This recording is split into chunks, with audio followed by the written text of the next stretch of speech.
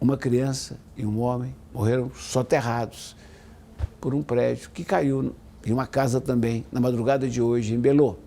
A Virgínia Nalon acompanhou os trabalhos dos bombeiros durante toda a madrugada. Parentes angustiados.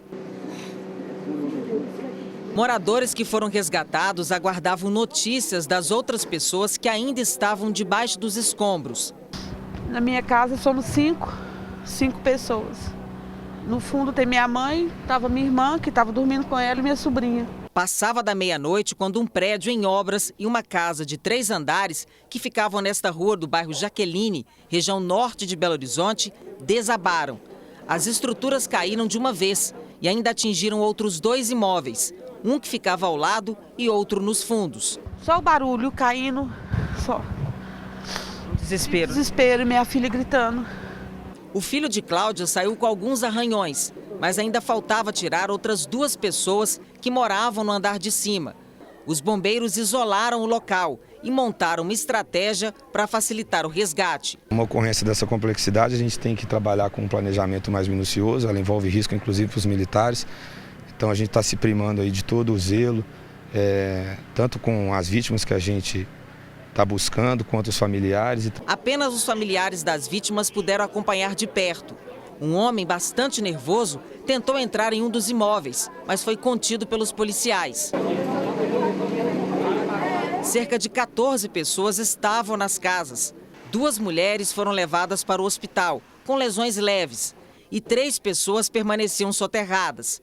Os bombeiros pediram silêncio e começaram a retirar com baldes os pedaços de concreto. Uma das ferramentas que a gente precisa utilizar a nosso favor aí é o silêncio, inclusive dos equipamentos, e por diversos momentos a gente para a utilização dos equipamentos que emitem algum tipo de som para a gente tentar conseguir ouvir qualquer barulho ou vibração que seja de uma possível vítima com vida. Entre as vítimas desaparecidas estava um bebê de 1 ano e 8 meses. A criança que foi retirada 2 horas depois desse desabamento, está sendo trazida aqui pela equipe do SAMU, no colo aqui da socorrista.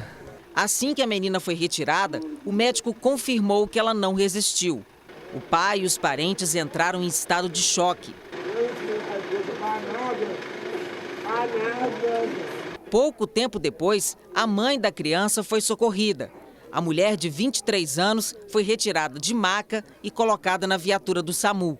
As 2 estavam no mesmo quarto na hora em que tudo veio abaixo. Elas estavam juntas.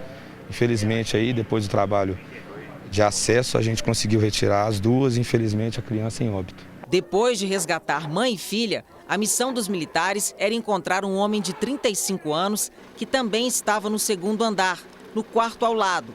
Para ajudar nas buscas, os bombeiros cortaram pedaços de madeira e improvisaram uma escora.